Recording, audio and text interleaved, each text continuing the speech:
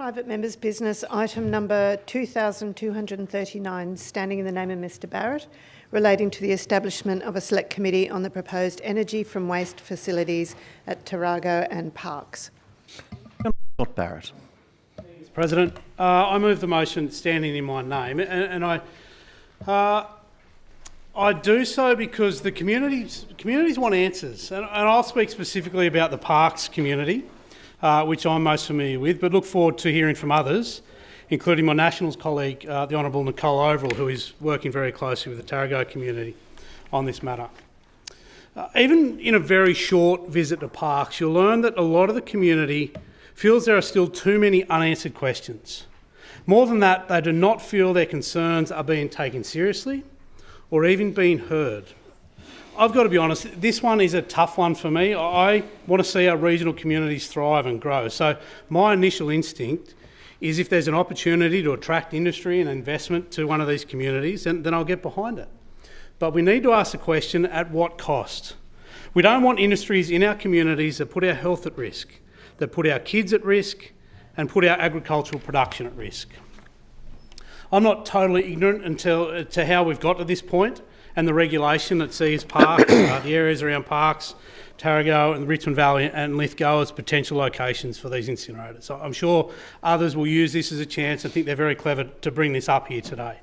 I wasn't in Parliament at the time, but from talking to my colleagues who were here when that decision was made, it's clear that what we are looking at now is not really what they had in mind when it comes to scale and potential impact. And I've also heard many times that the community expects and deserves more consultation than they've received on this matter. They feel very much in the dark on some key issues. And most importantly, policy is a constantly evolving thing. And as more information comes to light on this, I for one am more than happy to be led by that science and by the community. On the 26th of July, I attended an information night hosted by the Parks Clean Future Alliance. There was nearly 600 people at this event, a huge turnout. I acknowledge Dr. Amanda Conn was there, and I also know there are others from this place who would have liked to have been there, but were unable to, and that includes Mrs. Overall. At this meeting, the idea of this inquiry was very warmly received. It's given them hope that some of their questions can be answered and their concerns be listened to. I'd note too that the Parks Mayor, Neil Westcott, has since come out in strong support of this inquiry. And I also use a line from his media release to address the fact there has been a slightly similar inquiry in the past. And he said, while the 2017 inquiry provided a foundation, there remains important questions that are yet to be fully addressed. A renewed parliamentary inquiry could help clarify these issues and provide the transparency our community has been seeking. So I don't think there's much resistance within the Parks community to the idea of an inquiry, and I'm sure we'll hear more in relation to the other communities as this debate goes on. So if the communities are behind this inquiry, we should be as well. One thing of importance to note here is I'm not taking a swing at any of the councillors or the councils involved that I know and am aware have cops and heat, nor the proponents of these facilities. They're operating within parameters set by government, previous and existing. We just want to look a bit closer at those parameters and make sure they are still fit for purpose. I've moved in this motion that the chair of the inquiry be the Honourable Nicole Overall and the Vice Chair, Dr. Amanda Conn. This is in recognition of their ongoing work on this issue and their passion that I know they both share. In closing, I guess thank you in advance for all and any support we receive for this motion, noting that I can't really think of any genuine reason why you wouldn't support it. And I do say, noting that this one can't be about politics. Obviously, a lot of what we do here is, but this one needs to be about the community, such as Parks and the future of the amazing people who live there. Thank you. Are there any further contributions?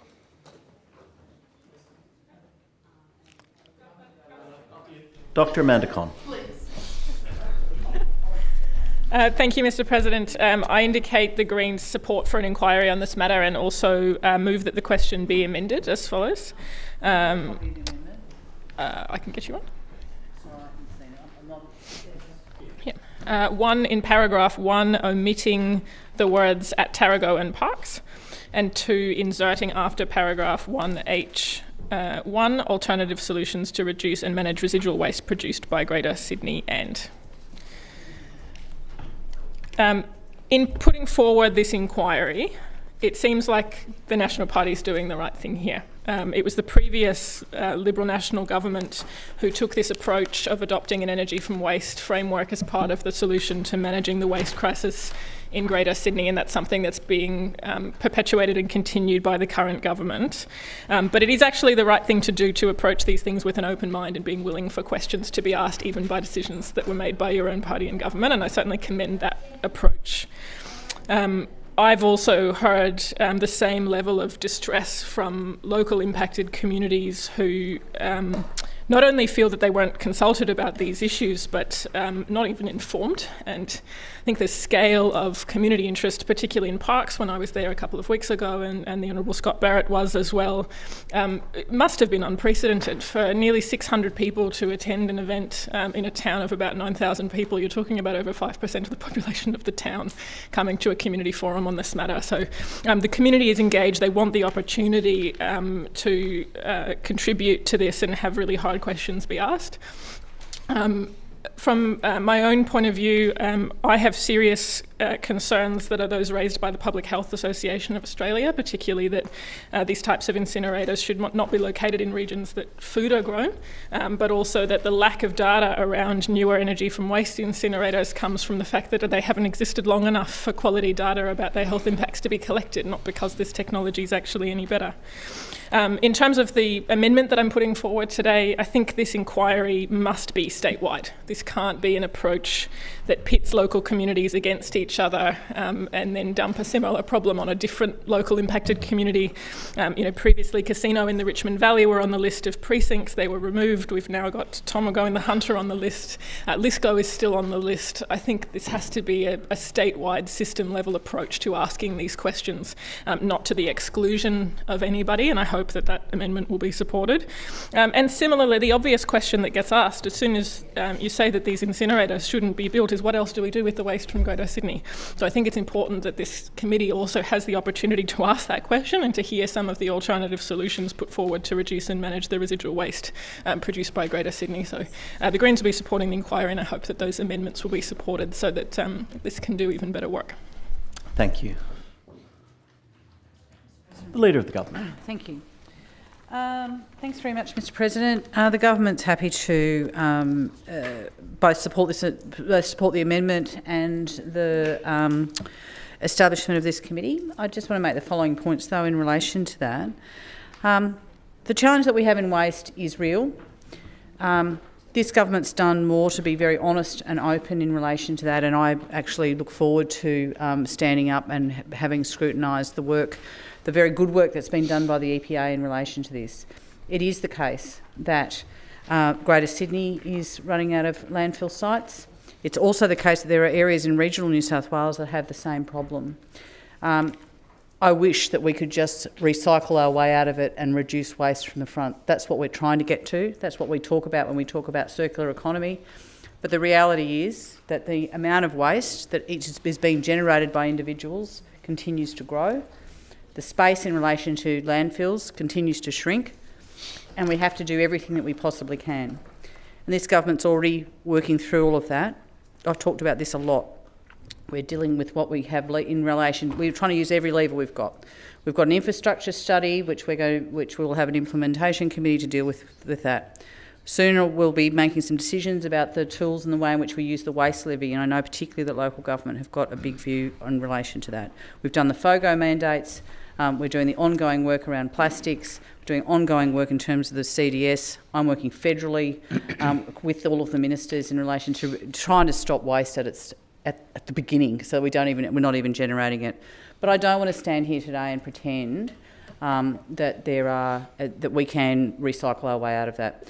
I do think that communities need to understand about energy from waste, and I think they do need to understand the implications I say two things about this. Energy from waste facilities exist across the world, in Copenhagen, in Singapore, in Tokyo, right in the middle of Paris. People are right to ask the questions, and we're right to actually answer those questions. I'd also point that the previous government really wrangled this issue, and I'm not seeking to make political points out of that, but this is actually the policy that we're currently seeing in the communities that are impacted as a result of the settings that the previous government made, that this government's continued. And we've also done the review in relation to energy from waste, which we will provide. I'm sure all of this will be dealt with at the inquiry, no one should have anything to hide here. I do just want to say, though, to the House, landfill is the worst solution for getting rid of waste. Energy from waste is the slightly less worst version for dealing with those things. We need to grapple with this. We need to make sure it's safe. We need to make sure that communities have got the answers that they want. We also need to push back on a lot of misinformation that's in there. But I welcome this inquiry because that's where we'll get to the bottom of it. Thank you very much. The Honourable Nicole Overall. Thank you, Mr. President. And the first thing that I would like to say is that I very much appreciate this opportunity to bring forward and be involved with this potential inquiry, and for the collegial way in which we have, as we've progressed it, and hopefully here in this place this evening, are going to be able to progress it in the best interests of our communities, and particularly when it comes to regional and rural New South Wales. We're calling for this inquiry because of the ongoing and growing issues, questions and concerns raised in this particular instance, and the way this inquiry was formulated, and how we've first progressed it is because of the instances at Tarago and Parkes specifically.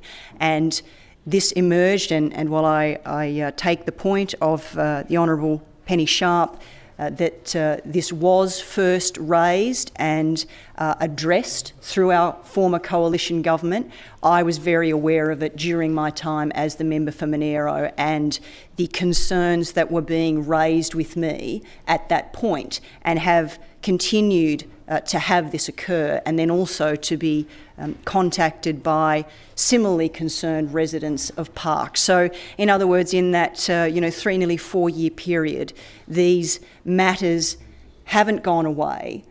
They've exacerbated, and these communities feel that they're not being heard, that they haven't been addressed, that they're not being provided with the information that they feel that they need. I also acknowledge the Honourable Penny Sharp's point that, of course, waste is an issue that we absolutely need to address.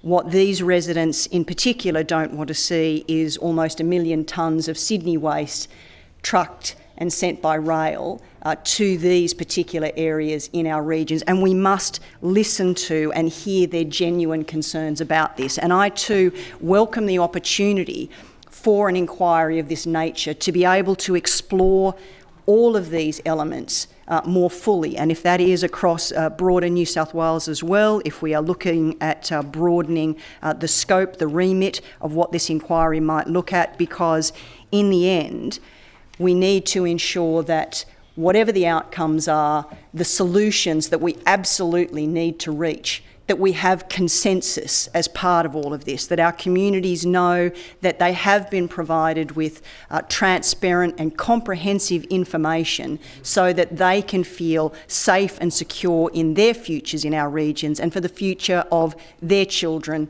and grandchildren as well. Thank you. Thank you very much. Are there any further contributions? The Honourable Emily Savall.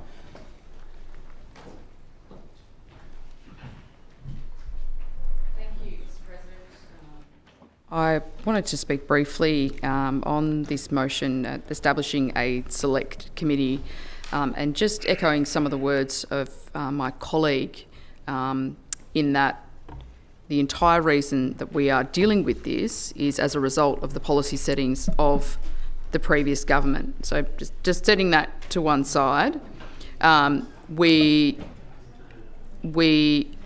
understand and acknowledge that there are concerns in various parts of the community around energy from waste, which, as I said, was as a result of the policy settings of the previous government. It's a harsh reality to deal with, I acknowledge that, but it is the reality that we are faced with. And as the Minister outlined, there is a lot of work that has been taking place within the departments in looking at this and grappling with this issue, which is part of a broader issue that the Minister has spoken about in this place many, many times around the problem we have confronting our state in landfill and the lack of space we have left in our landfill and waste infrastructure facilities. This is a wicked problem. This is a huge problem. And the government is taking steps to deal with this. We know we are building a waste crisis. There are novel solutions, but even if we see, as the Minister said, a dramatic increase in recycling and our FOGO mandates, we would still need new waste infrastructure. And I'm reminded of some of the wonderful work of the Office of the Chief Scientist, who is also, it has to be said, that they are looking at new and novel ways of dealing with waste. And one of the breakfast series that I attended, which looked at the Galeria caterpillar, which is an amazing bug, really. I probably can't really call it a bug, but it eats plastic. And this is an amazing, novel solution. You can't keep this caterpillar in a normal petri dish because it will literally eat the petri dish. So there is work underway. There is exciting work underway, and there is huge potential within the minds of some of the most brilliant people in our state, not me, in terms of grappling with this waste crisis. Setting up another select committee, which is obviously going to occur today. I acknowledge that. Is something that I look forward to canvassing these issues. But as I said at the outset, we all know who we have to thank for this issue, and that is the previous government. Thank you. I might go to the Honourable Westphane first, and then the Honourable Peter Primrose. The Honourable Westphane. Thank you, Mr. President. I won't speak for long. I just, and it's often said in this place, I wasn't going to speak. However, that previous contribution, I think, compelled me to seek the call, and I do so. No, I do so in relation to this continual narrative from those opposite. At some point, the government has to accept they are in government. Now, I don't think they actually have the mentality that they are in government, because they continually blame everybody else for the issues that are existing at the moment. Now, they are the government, and we on this side know that, but these people opposite continually seek to blame us for the issues that are occurring. Now... Order. The Honourable Westphane has the call. Thank you, Mr. President, and I'll take a point of order after I finish my contribution. But Mr. President, what we continually hear from them is how everything is our fault. Now, we accept that we did a lot in government. We accept that we did a lot of policy work in government, and we accept that we put a lot of things in train. And certainly they continue to open the things that we put in train, be they metros, be they transport programs, be they roads, be they mRNA vaccines for lumpy skin disease of foot and mouth, that we know that we put in train that they're trying to claim as their own. Now, Mr. President, they are in government. They need to accept that they've been in government for at least 2 years. And they need to accept that the policy settings that are in train are changeable, malleable, or adaptable in places where the government seeks to make changes. Part of this inquiry, I have no doubt, will seek to understand why the government continually just blames this side of the House and not actually take the reins of the issue.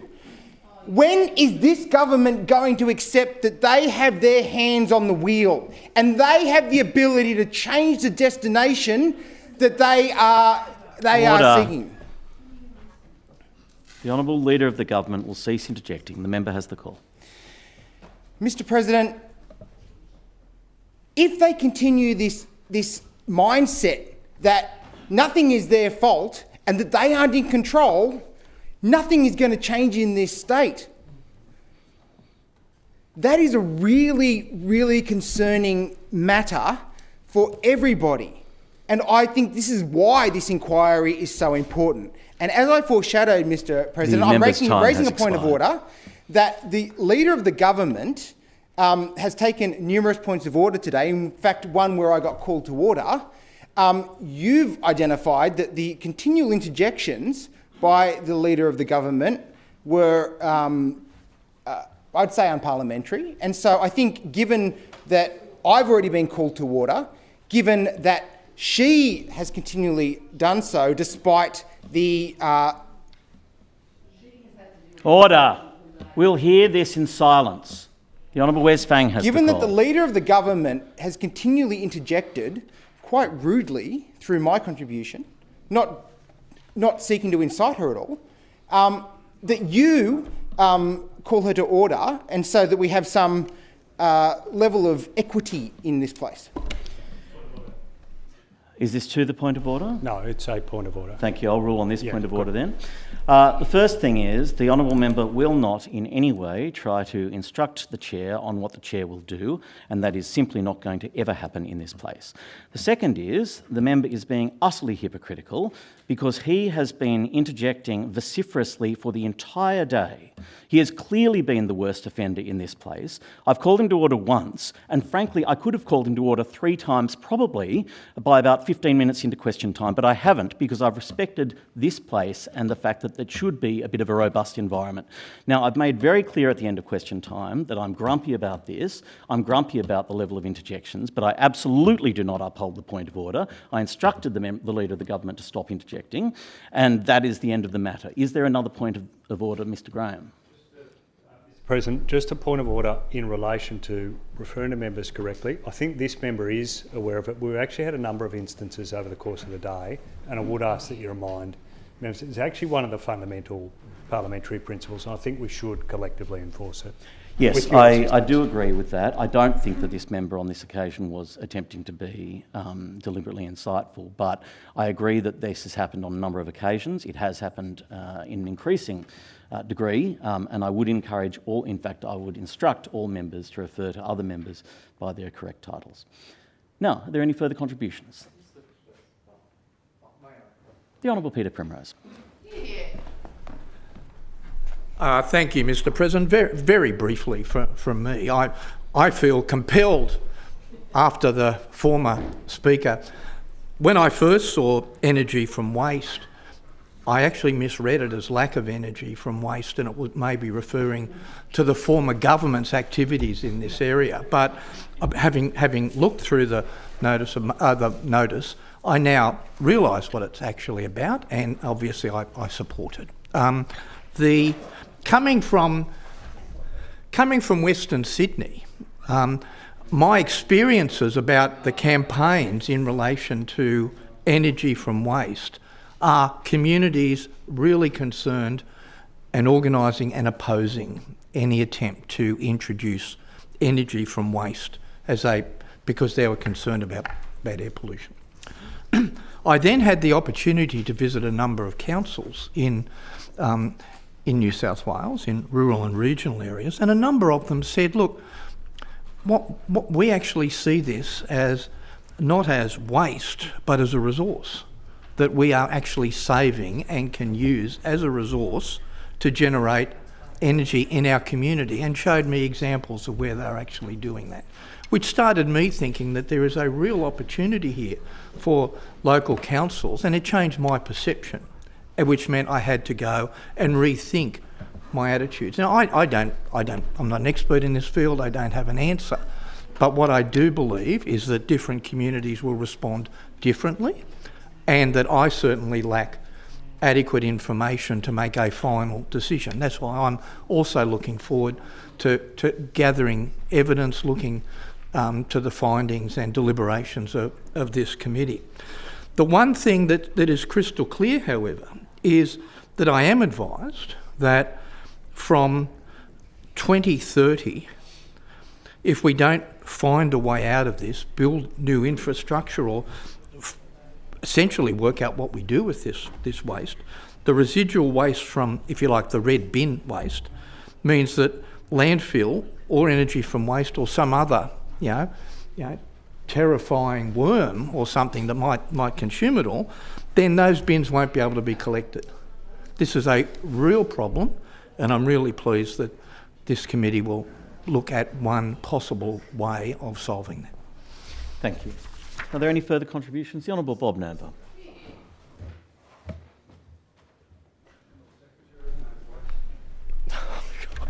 I acknowledge that interjection.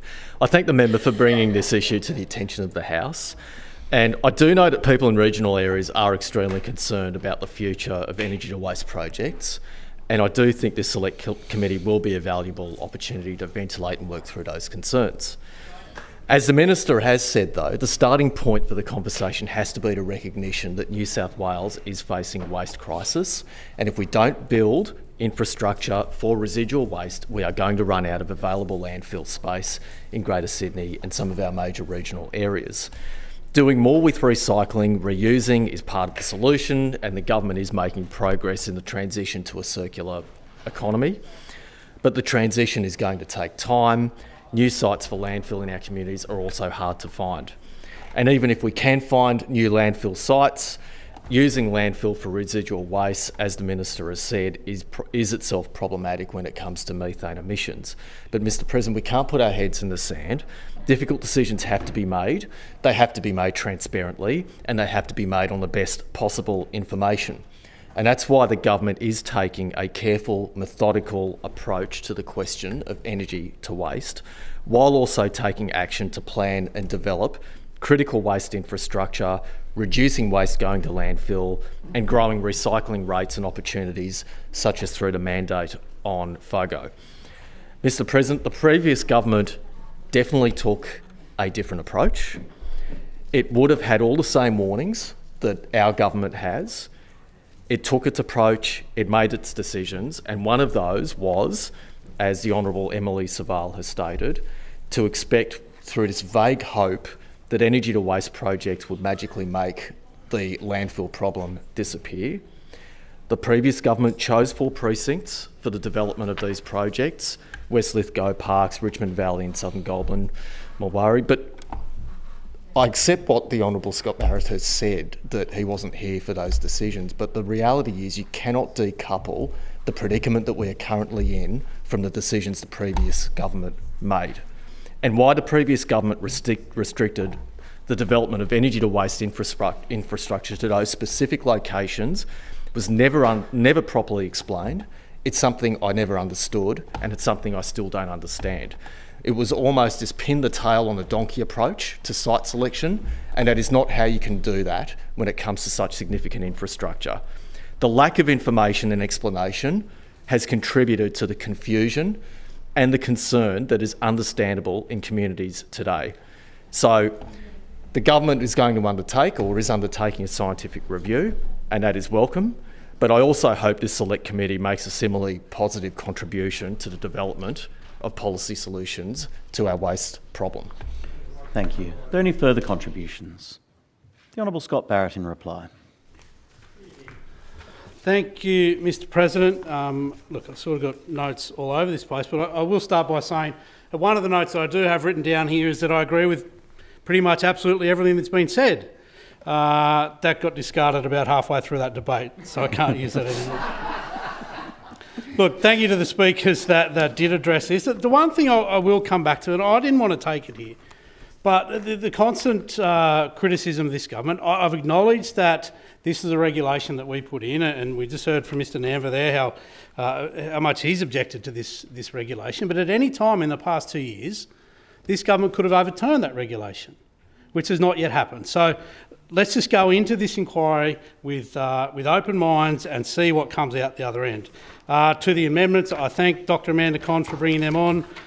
There was one amendment about expanding the scope of this to cover the whole state, I'm very happy with that. And the other one about including alternative solutions to manage waste, definitely support that. And I do have a great lot of sympathy for what the Minister was saying about waste management. It's very clear that we need to do more with our waste, both before it is produced and after it is produced. I, not that long ago, stood at a tip fire near Orange out at Molong with the RFS, and it was a horrible experience.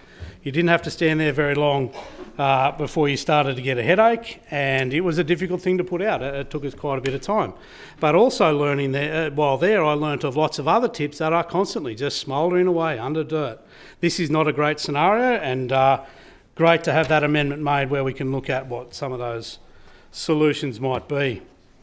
Look, very excited about the Galeria cactus that we learned. Galeria caterpillar in this debate that we learned about in this debate. I'm very excited about what that could bring for us, and they can be the sort of things that come out in this. But we need to remember this inquiry's come about because the people of regional New South Wales want more answers about this. They're not confident that these waste incinerators can go ahead in their communities without having an impact on them, without having an impact on their children. They're talking about people leaving town.